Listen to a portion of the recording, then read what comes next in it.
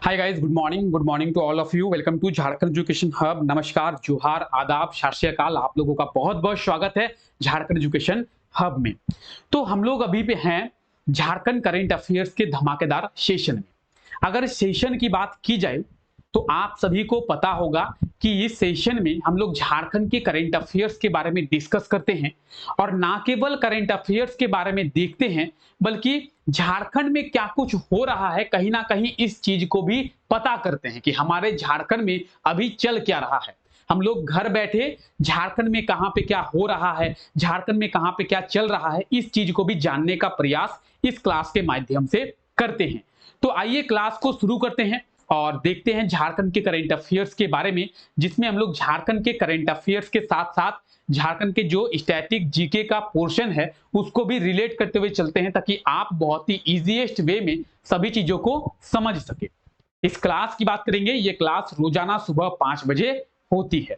तो चलिए क्लास को शुरू करते हैं और देखते हैं क्या कुछ खास है आज के इस क्लास में, कौन कौन से करंट अफेयर्स हैं जिनके बारे में आज के इस क्लास में लोग डिस्कस करने वाले हैं और हमारे झारखंड में क्या हो रहा है उस चीज के बारे में भी जानने का प्रयास हम लोग इस क्लास के थ्रू करने वाले हैं।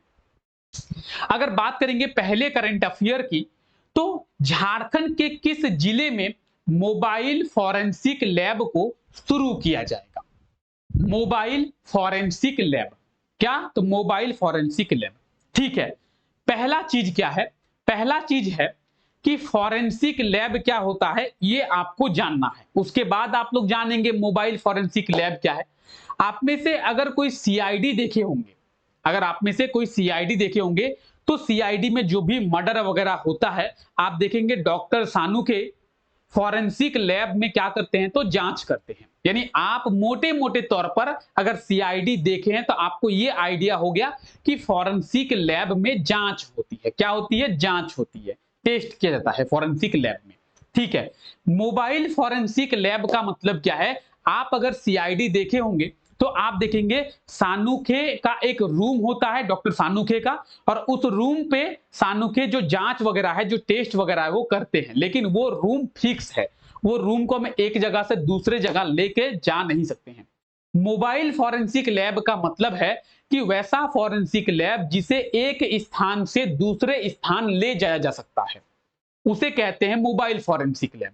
आज यहां पे है तो कल अगर वहां पे जरूरत पड़ी तो वहां पे लेके चल गए, यानी ऑन स्पॉट जो है मोबाइल फॉरेंसिक लैब को ले जाया जा सकेगा। तो गिरिडीह जिले में, कहां पे? गिरिडीह जिले में। ऑप्शन डी इसका बिल्कुल सही आंसर हो जाएगा। आप लोग स्क्रीनशॉट वगैरह लेना चाहे तो ले सकते हैं, ठीक है।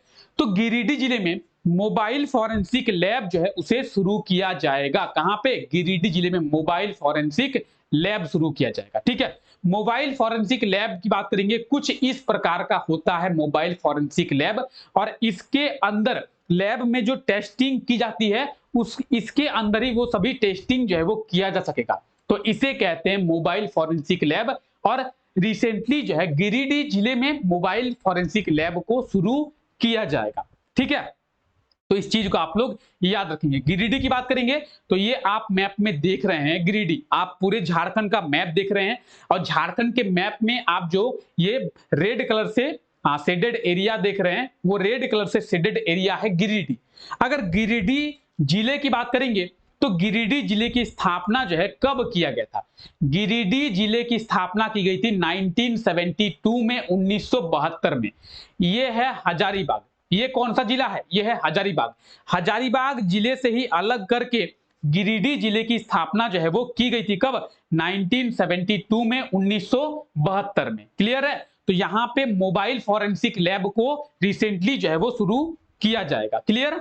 चलिए आगे बात करते हैं।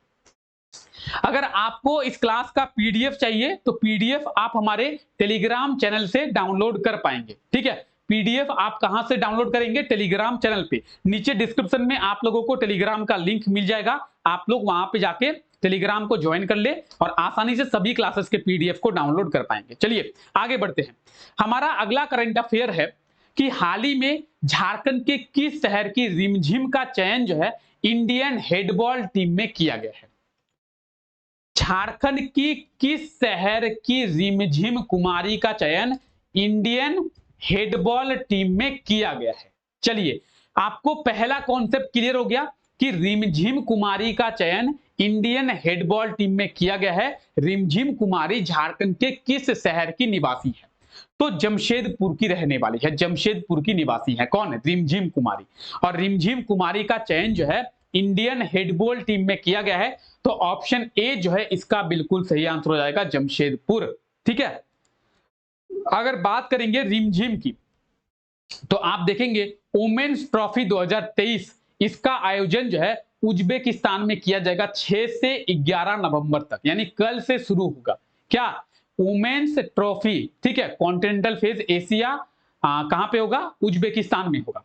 कब से होगा? कल से 6 से 11 नवंबर तक। तो इसी के लिए झारखंड के जमशेदपुर की रहने वाली रिमझिम कुमारी का चयन जो है इंडियन हेडबॉल टीम में किया गया है। तो इस चीज को भी आप लोग याद रखेंगे, बहुत ही ज्यादा इंपॉर्टेंट है। क्लियर? आइए, हाल ही में किसके द्वारा लिखी पुस्तक झारखंड में महिला हॉकी का विमोचन किया गया है? देखिए, ये एक पुस्तक है। क्या पुस्तक है? झारखंड में महिला हॉकी। अब देखिए, झारखंड में महिला हॉकी चैंपियंस ट्रॉफी का आयोजन भी किया गया है, इसीलिए इस पुस्तक को भी विमोचन किया गया है। तो आप लोग याद रखिए कि ये जो झारखंड में महिला हॉकी पुस्तक है, इसके लेखक कौन है? इसके लेखक को याद रखिए। आपसे लेखक ही एग्जाम में पूछा जाएगा कि झारखंड में महिला हॉकी पुस्तक के लेखक कौन है। भारत विभाजन के समय पाकिस्तान के षड्यंत्र, इस पुस्तक के लेखक कौन है? तो पुस्तक का नाम आपको दिया जाएगा, उसके लेखक के बारे में आपको पूछा जाएगा। तो आपको लेखक याद रखना है। अगर बात करेंगे झारखंड में महिला हॉकी की, तो झारखंड में महिला हॉकी पुस्तक के लेखक है शाहनवाज कुरैशी। कौन? शाहनवाज कुरैशी। अगर बात करेंगे इस पुस्तक की, सबसे पहले आप लोग देख लें, ऑप्शन बी इसका बिल्कुल सही आंसर हो जाएगा। ठीक है। स्क्रीनशॉट वगैरह लेना चाहते हैं तो ले सकते हैं, बाकी इसका पीडीएफ आपको टेलीग्राम चैनल पे मिल जाएगा। देखिए, शाहनवाज कुरैशी, कौन? शाहनवाज कुरैशी के द्वारा लिखा गया है झारखंड में महिला हॉकी, और अंतरराष्ट्रीय हॉकी फेडरेशन के अध्यक्ष तैयब इकराम के द्वारा विमोचन किया गया है। आप देखेंगे ऑप्शन ए में तैयब इकराम दिया हुआ है। तैयब इकराम कौन है? तो अंतरराष्ट्रीय, कौन है? अंतरराष्ट्रीय हॉकी फेडरेशन के अध्यक्ष हैं। अंतरराष्ट्रीय हॉकी फेडरेशन के अध्यक्ष तैयब इकराम के द्वारा इसका विमोचन किया गया है। शाहनवाज कुरैशी के द्वारा इस पुस्तक का जो लिखा गया, इस पुस्तक के लेखक कौन है? Shahnawaz Qureshi.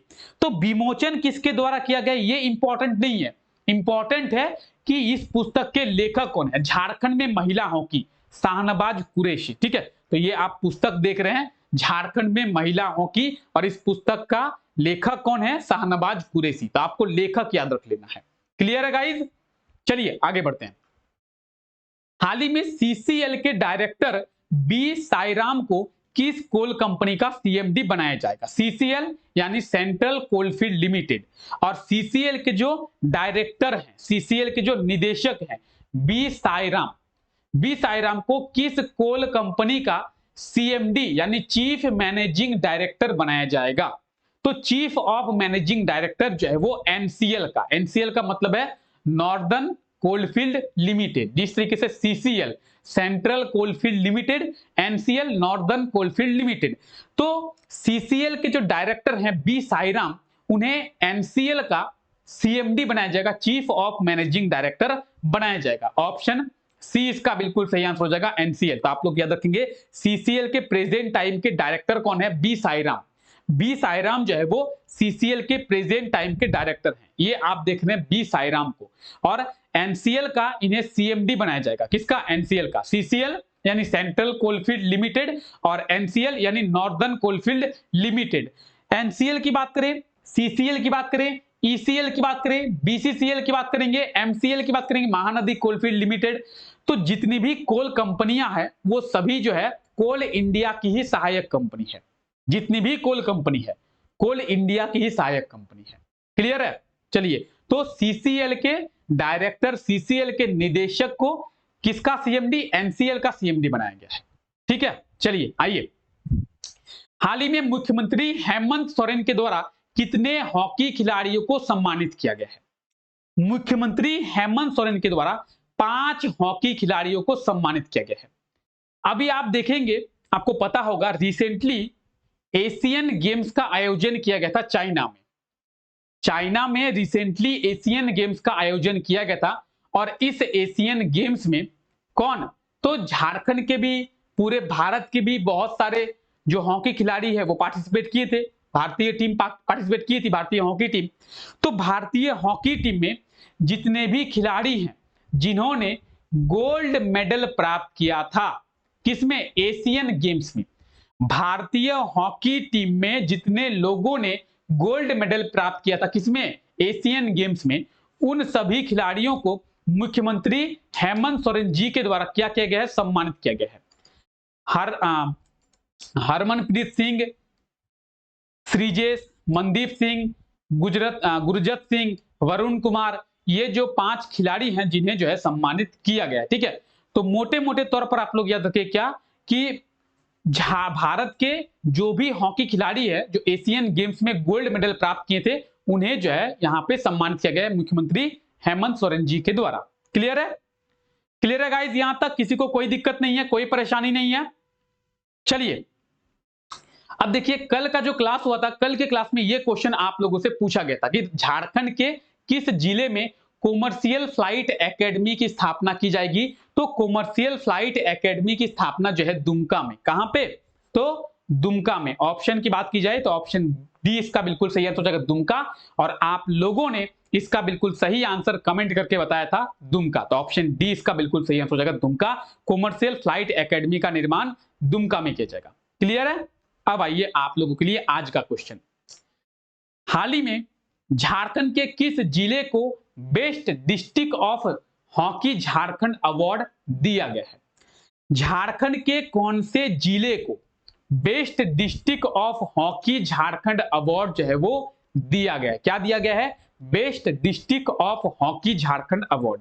Ranchi, Simdega, Khunti, Gumla. Option A, B, C या डी, क्या होगा सही आंसर? जल्दी से आप लोग कमेंट करके बता दें कि झारखंड के कौन से जिले को best district of hockey Jharkhand award जो है वो दिया गया है। जल्दी से आप लोग कमेंट करके बताएं क्या होगा सही आंसर, ऑप्शन ए या फिर ऑप्शन बी, ऑप्शन सी या फिर ऑप्शन डी। ठीक है, क्लियर है? तो कैसा लगा आप लोगों को आज का ये क्लास? आई होप सो कि आज का ये क्लास अच्छा लगा और जितने भी करंट अफेयर्स के बारे में आज के इस क्लास में लोग डिस्कस किए, आपको सभी करंट अफेयर्स आसानी से क्लियर हो गया होगा। ठीक है, तो चलिए फिलहाल आज के इस क्लास को हम लोग यहीं तक रखते हैं। आप सभी लोगों का बहुत बहुत धन्यवाद है इस क्लास का हिस्सा बनने के लिए। मिलते हैं आप लोगों को नेक्स्ट क्लास में, तब तक के लिए टेक केयर।